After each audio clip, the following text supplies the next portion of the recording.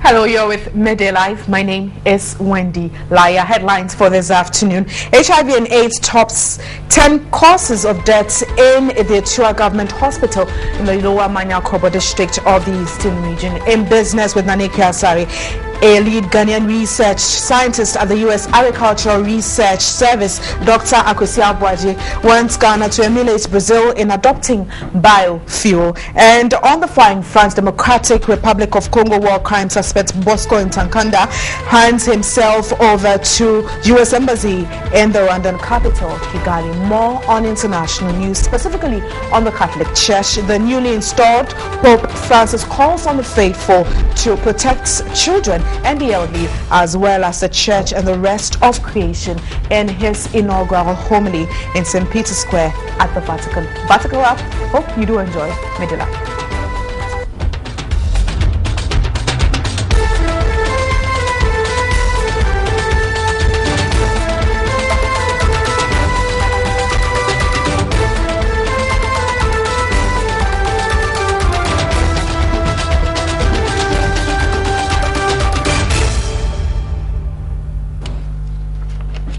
Now a closer look at our stories. And as Ghana awaits power supply from the Bui Dam, the reservoir formed by the dam is being hailed for its impacts on the livelihood of the people within the catchment area. Residents claim the reservoir has boosted fishing activities in the area. Daniel Lati has the rest of this report.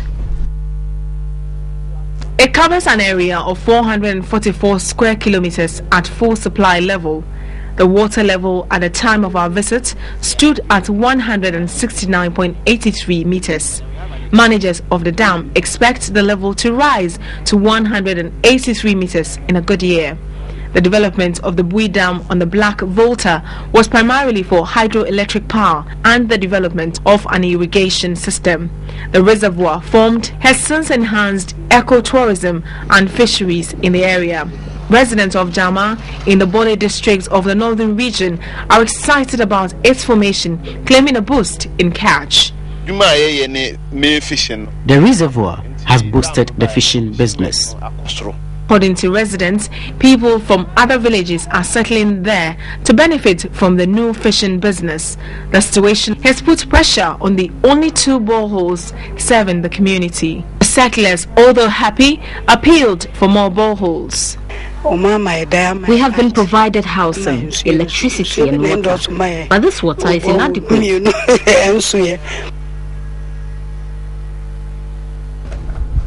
You're still watching Midday Live. Now to one of our headline stories. And HIV and AIDS tops 10 causes of death at the Tia Government Hospital in the Lower Manyakobo district of the Eastern Region. About 19.2% of HIV and AIDS patients die at the facility. Inadequate test kits to check new HIV infections is defeating the fight against the disease. Authorities are worried about the situation. Consumables are now becoming a problem. We don't get kits as well as reagents. In CD4 reagents are become a problem. Just to check to know the level of viral load or the level of the immunity of our patients is become a problem. As a clinician, somebody comes to me, I suspect that this is to be HIV/AIDS. Even the kit to test is now a problem now for the facility. The Tua Government Hospital was among the first health facility to run the HIV/AIDS program in reducing prevalence rate in the Eastern region. The region used to lead the country in HIV and AIDS cases, but it is now second. The region's prevalence rate has fallen to 3.1% from 4.5% in the last 2 years. Authorities of the Tua Government Hospital are frustrated. This might affect the fight against new infections. Now they are telling us that the test kits should be used solely for PMTCT. Oh, and if the test kits should be used solely for PMTCT, what about the other patients? Probably the hospital may have to find a way out of trying to procure We do apologize for the poor quality of sound there, but still focusing on health, straight to the Ashanti region. An unannounced power outage at the Methodist Faith Healing Hospital at Akanse is hindering quality healthcare delivery. Management say some equipment have been damaged due to the power rationing exercise. The Methodist Faith Healing Hospital is the only health facility in the Fijai-Kwabre district, serving more than 20 communities. The power rationing exercise is negatively affecting healthcare delivery. The electrocardiogram (ECG), which is used to assess the electrical activity of the heart, has been damaged by frequent power outages. The facility, according to the medical superintendent, spends on the average 400 cedis a day to fuel its generator. Also worrying is encroachment by residents. Meanwhile, the hospital is expanding its infrastructure by constructing a modern OPD and emergency complex to enhance healthcare delivery.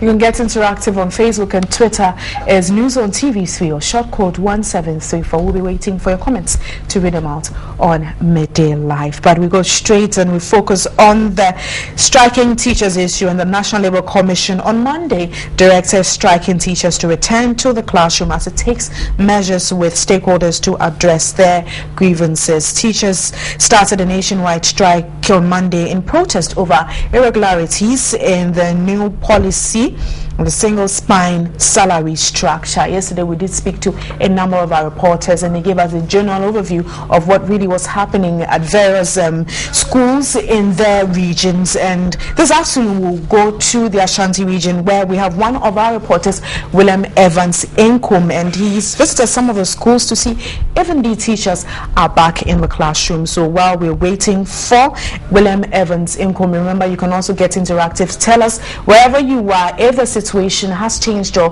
it's the same. Probably you have visited or gone to some schools or public schools where you live or where you work. You can send your comments on Facebook and Twitter. It's News on TV with your short code 1734. You can tell us if teachers are back to the classrooms or they're not. But like I did say earlier on, the National Labour Commission on Monday directed the striking teachers to return to the classroom as it takes measures with the stakeholders to address their grievances. Teachers started a nationwide strike on Monday. We now have Evans. Yes, loads of flags there, loads of flags here as well.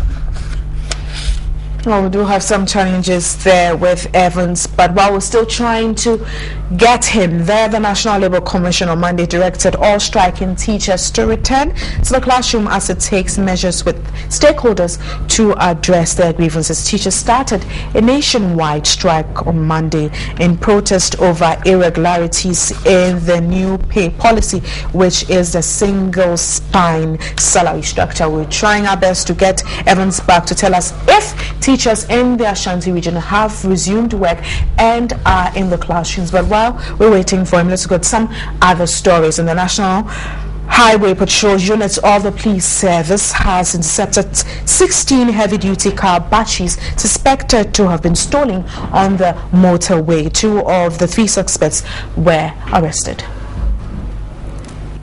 The suspects were arrested at about 3 a.m. on Monday around the abattoir on the Accra-Tema motorway. A team of highway personnel on normal night patrol spotted a Fiat taxi with registration number GB 339112 parked by the road with an open bonnet, suggesting it had an engine problem. An attempt by the patrol team to assist the driver rather caused the 3 occupants to take to their heels. The police pursued them and eventually apprehended 24-year-old Patrick Afezie, the driver of the taxi, and another taxi driver, Kwame Dadzi, 28. A search in the taxi revealed 16 heavy-duty car batteries. Upon interrogation, Patrick claimed he was on his way to Tema to pick a client when the 2 young men stopped him to assist them carry the batteries. He, however, failed to provide the name of the client he was going to pick and also why he had opened the bonnet, knowing very well there was no mechanical fault. The 2 have been sent to the police headquarters to assist in further investigations. I want to use this opportunity to assure the general public that the highway personnel are also not going to relent in their effort to make sure the highway is safe. So they should have confidence in the police to make sure they give the necessary information to the police so that they will respond quickly.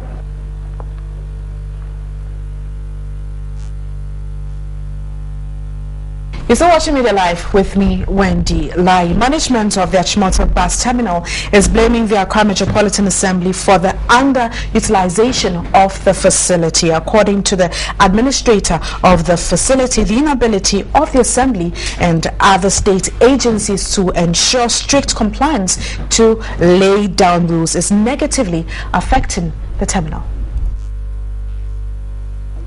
The Achimota bus terminal was established by the erstwhile Kufu administration to decongest the Achimota section of Accra-Kumasi Road. It was later expanded to accommodate commercial vehicles plying the northern sector to reduce the vehicular congestion in the central business district of the capital. Though neatly designed with the adequate facility, the terminal could only serve the first purpose of relocating churches along the Achimota section of the Accra-Kumasi Road. A vast area of the underutilized facility now serves as temporary parking lot for some private transport owners. Again, the continuous alighting of passengers from the northern sector at Nadenswa Plaza instead of the terminal make business here unattractive. The management blamed the development in Accra Metropolitan Assembly. The power to move the other transport operators within the city to the terminal is not our duty. We have a specified body, which is the AMA, who should bring them to the terminal. Because we have done a lot to make sure they come to the terminal. The drivers are refusing to come, the operators. So when the AMA takes it upon himself to bring them, I think they will come. Because we are operating under capacity. And that's a source of worry to management and transport operators alike. Worsening the situation is poor marking of destination locations at the terminal, resulting in passengers continually searching for allotted waiting bays. Nana Bujay also wants laws enforced. We have enough space to cater for even the whole new plan station. Half of the unused place is bigger than that of the new plan drivers at the circle. So we don't see why they are not coming. Everything has been made conducive. So please, we wish the AMA will enforce the operators to come to the terminal so that the terminal will come to benefit all Ghanaians.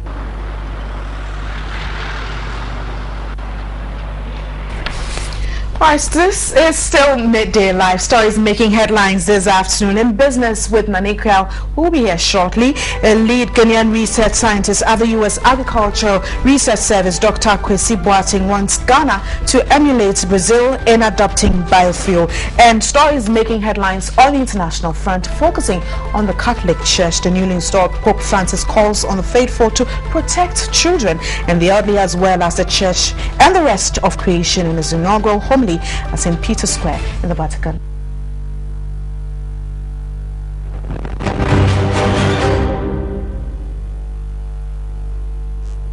Good afternoon to you. Thanks for joining us. Let's now do some business. My name is Nanika Sari. This afternoon we are looking at saving energy as well as the environment in connection. We'll also be bringing you updates on the commodity market as the Cyprus issue is still lingering on with regard to taxes on bank deposits. Now let's just go for the detail. My name is Nanika Sari. Now, a leading Ghanaian research scientist at the U.S. Agricultural Research Service, Dr. Kwesi Boateng, wants Ghana to emulate Brazil in adopting energy approach to save the environment. Now he spoke to my colleague Kenneth Osayampofo. The researcher and chemical engineer Dr. Kwesi Boateng is the lead scientist at the Thermochemical Biomass Conversion Program at the Agricultural Research Service, ARS, the principal research arm of the United States Department of Agriculture, USDA. He leads the research on catalytic and non-catalytic pyrolysis for the production of fungible transportation fuels from agricultural residues and energy crops. He noted the outcome of some of these researches have resulted in developing biofuels with the use of a quasinator, a system he developed for environmentally friendly fuel production for transport purposes. We hope that we will complete the large-scale reactor by the fall or by September, October of 2013. we hope to go to the farms by 2014 to produce liquids. We're working with the local farmers in the Philadelphia area where I'm located, and then we'll go to the farms and produce these liquids. Based on the research and publications, the U.S. government has awarded the team $6.5 million to deepen their work. But as a Ghanaian, how will the successes chalked in his area of work directly benefit the country? This grant, Ghana will take advantage of this as well, and maybe if we can collaborate even with the universities or research centers or crop research or even through Embrapa, it's something that we can do together. I'm hoping that people who are interested may contact us, and we can set up some collaboration if the opportunity comes. Dr. Boateng has authored about 80 publications, over 60 of which are peer-reviewed, and is a recipient of over $10 million in competitive grants over the last 5 years, including $6.86 million in 2012 Biomass Research and Development Initiative. And away from that story on bioenergy, let's now focus on oil, and government will continue to place emphasis on the agricultural and industrial sectors and consider the oil and gas as a complement. Now, the Minister for Employment and Labour Relations, Nia Mashite, gave the assurance during the second African Regional Oil for Development Conference here in Accra. The 5-day conference was on the theme Oil for Development, Making Oil a Blessing, Not a Curse. The conference, which was organized by the LO, Norway and Ghana Trades Union Congress, is aimed at sharing experiences and promotes relevant capacities for trades unions to organize and mobilize workers in the petroleum sector. The Employment and Labour Relations Minister, Nia Mashite, said Ghana's oil find will complement developing the agriculture and industrial sectors and would contribute to improving of living standards of Ghanaians. The oil production is estimated to bring in about $1 billion a year to this country. This is a lot of responsibility, as well as a wonderful gift for our country. The Jubilee partners are producing approximately 110,000 barrels of crude oil per day. This level is expected to grow to 550,000 barrels per day by the year 2015. The Secretary General of the TUC, Kofi Asamoah, indicated that the trades union could play a useful role in changing the challenges in the oil sector. This, he said, could be done by organizing and mobilizing workers and undertaking collective bargaining, which could improve working conditions of workers in the oil industry. Because there are signs that the country faces the threat of a Dutch disease. In 2011, for instance, when overall economic growth hit a record of 14%, but agriculture grew by less than 1%. Manufacturing growth rate was negative. Political polarization has reached levels that portend danger for the country's stability. For the first time, we have a hotly disputed election. The Norwegian ambassador to Ghana noted that Africa had hydropower, minerals, oil and gas, but was challenged in distributing wealth. The leader of the Low Norway delegation underscored the relevance of labor movements in oil-producing countries in Africa. And talking about the prices of oil on the commodity markets, for the very first time since January this year, we've seen oil prices falling as low as $15 a barrel. Well, this has been really targeted at the Cyprus issue with regard to the issue of proposed taxes on their bank deposits. And we have the figures here, $108.96, not too encouraging for the oil market to see price changes of 58. Yesterday, having gold prices as high as 1,600 for the first time also as the year started. We had it falling a little, $1,602.97. Yesterday, we had gold also trading at $1,603. A negative price change of $1.52 is also being recorded here, and that of gold is also same as that of oil, seeing more investor confidence being lost here. But for the prices of cocoa, it has been maintained at $2,100 per ton on the commodity markets, with a positive price change of $10 and a percentage of 0.57. So as the issues come up and as Cyprus prepares to vote, we're going to see if the prices on the commodity markets will also be affected. Definitely it will be affected, but how is it going to be like on the positive or on the negative? Are we going to see increases or losses? That will tell at about 4:30 when we look more onto the commodity market as well as the forex updates. That'll be it for business this afternoon. My colleague Wendy Lai is standing by with more updates. Midday Live continues. Have a good afternoon.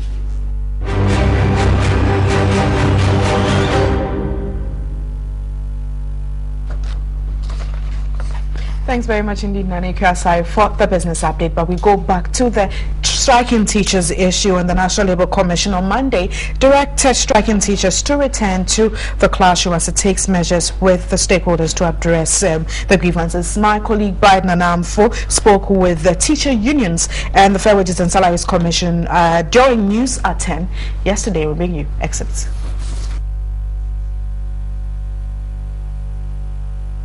Is it that the Fair Wages and Salaries Commission is unable to resolve this issue, or teachers simply do not have the patience once again to wait?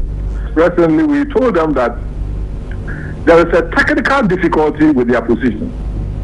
Now, if you migrate teachers onto the single fine in 2010, and you were using teachers' experience in drawing up the mapping for the movement, the mapping terminated in 2009. So in 2010, we thought that everybody who will be put on the fine will also have its termination date as 2010. But they didn't do it that way. So those who are now being migrated have gained certain advantage over those who were migrated in 2010. So for 3 years running, people have gained experience which has been credited to them, but people in Ghana Education Service have no years credited to them within that period. So they are lagging behind. And it is a temporary difficulty that Fair Wages did not even detect. The Labour Commission is asking that you submit a written submission so that it will rule on the case on Wednesday. Are teachers deciding to rescind the decision and go back to class and perhaps leave it to the Labour Commission to work on what is happening?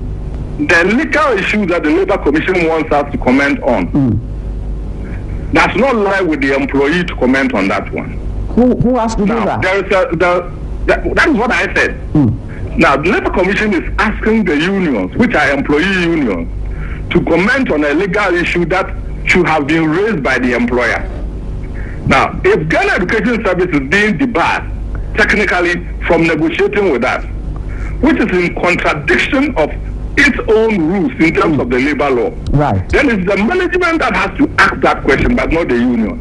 Why is it that you would think that the teachers do not or cannot negotiate their retention premium?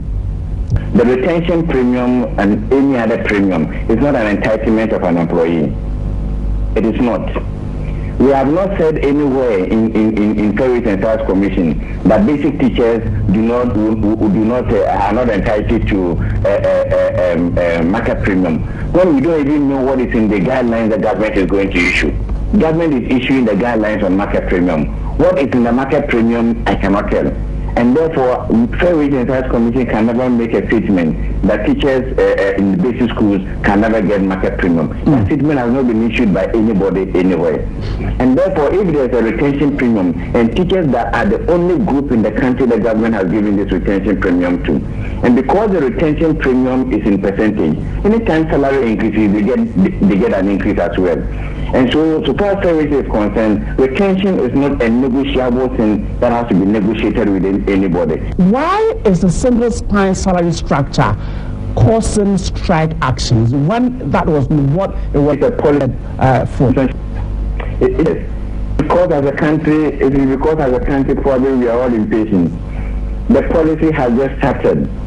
this policy and the normal circulations, it will be about 10 years. Country to go ahead gradually and implement. Did we rush it? It is not a one-time event. We are doing it gradually as a process.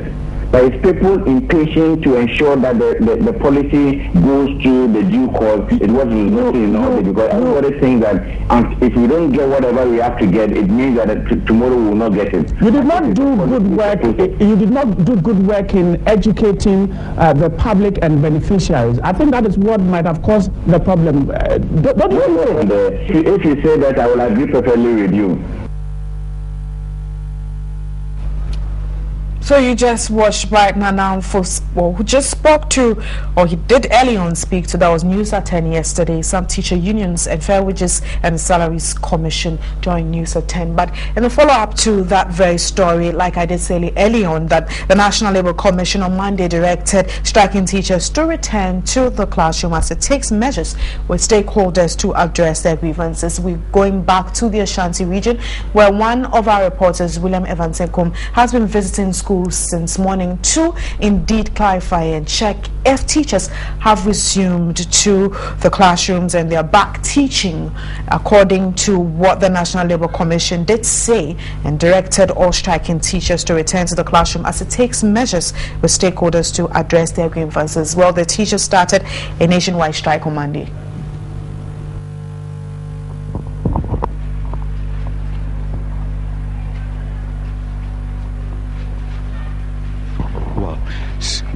So the fate of these students continue to remain in balance as teachers continue to absent themselves from the classrooms due to their concerns that they've tabled before the regulatory bodies to actually address for them. And here at the St. Louis Senior High School, the pictures here is quite interesting. As you can see, the students are actually having their internal exams, and then some of the students are playing the role as invigilators, and that is what is actually happening in most of the schools that we have visited.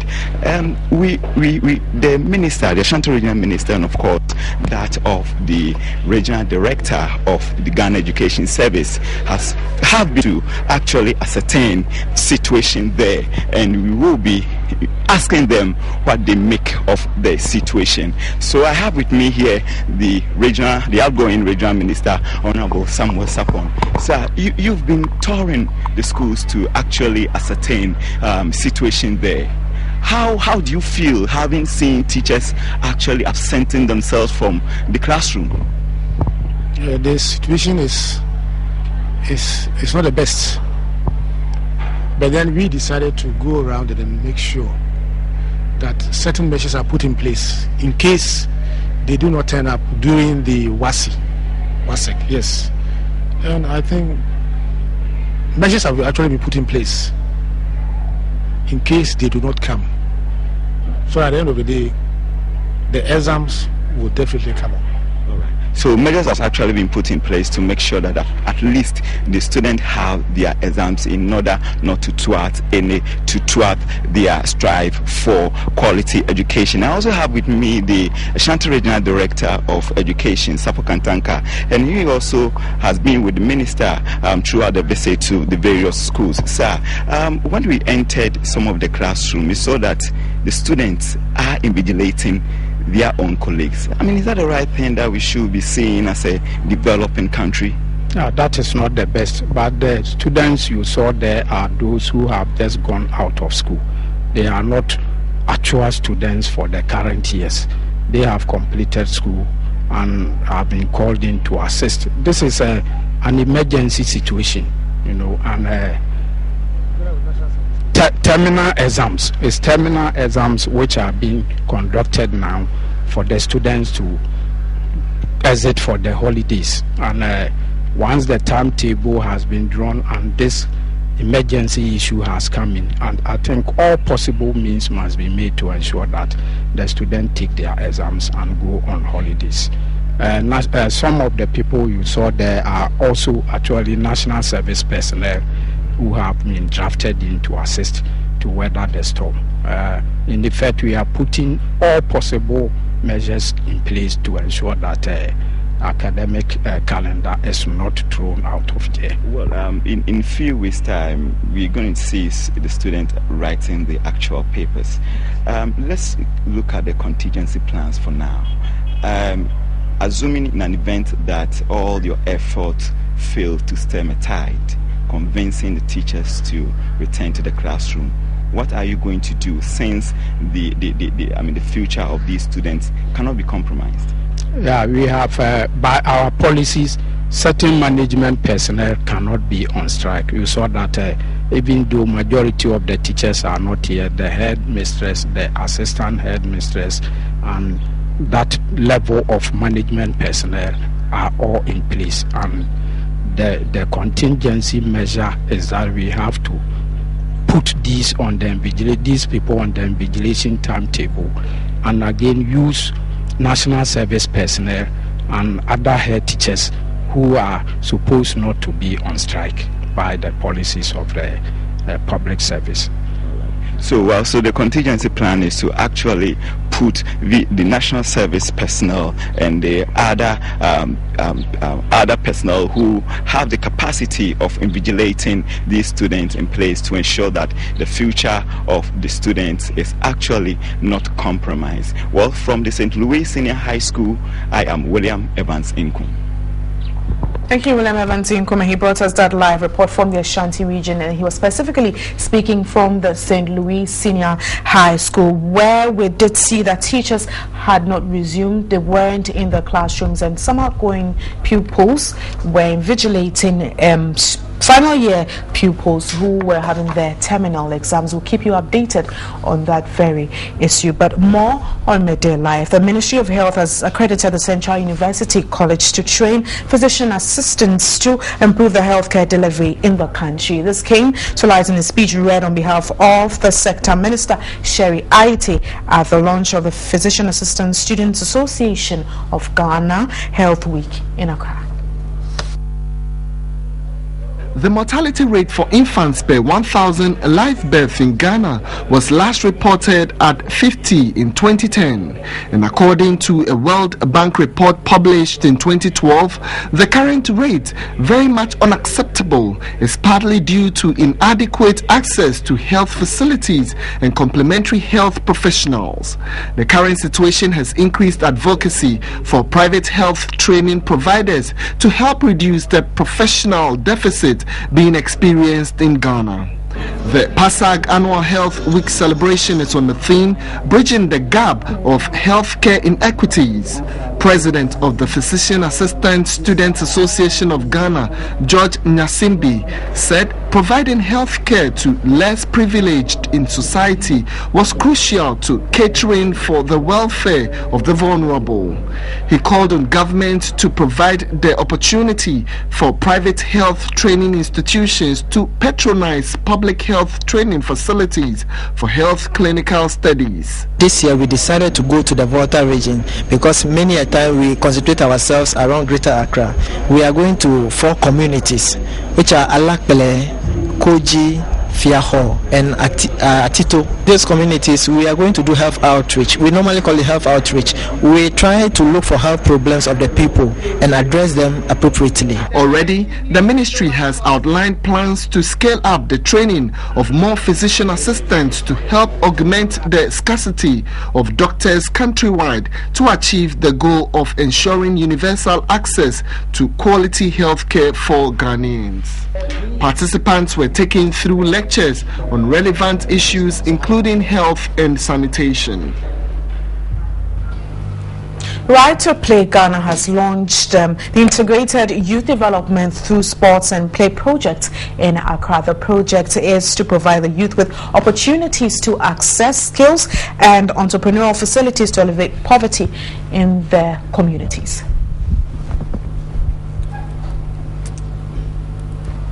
Being piloted in the Nima Mamubi community. Country manager for Right to Play Ghana, Dr. Bella Bitugu, was grateful to Barclays Bank for supporting the project and urged community leaders, non-governmental organizations and corporate bodies to emulate their commitment to social and community development. Right to Play began operations in Ghana in 2001 in partnership with the Ministry of Health in supporting vaccination campaigns. In 2006, however, it shifted focus towards implementing regular rights to play activities in schools and communities to promote holistic development. Participating youth displayed their talents. In some other news, 400 moringa farmers in the Bonafo region have acquired skills to produce moringa soap, cream and powder for exports. This training was funded by the Skills and Development Fund to increase productivity in moringa processing. Moringa farmers in the Brong-Ahafo region have had to battle with skills defect over the years, contributing to poor value of their product. Brong-Ahafo Moringa Association have received 90,801 CD grant from the Skills Development Fund to train members to acquire skills to produce moringa seeds into high-quality finished goods for export. The project coordinator and the head of the Council for Technical and Vocational Education and Training, Matthew Daly, at a forum tasked beneficiaries to expand their business frontiers. President of the Brong-Ahafo Moringa Farmers Association, Paul Yeboah, also urged farmers to sustain their business. Moringa is a triannual plant which requires no fertilizer application during cultivation, attracting huge demand from the North America, Asia and Europe.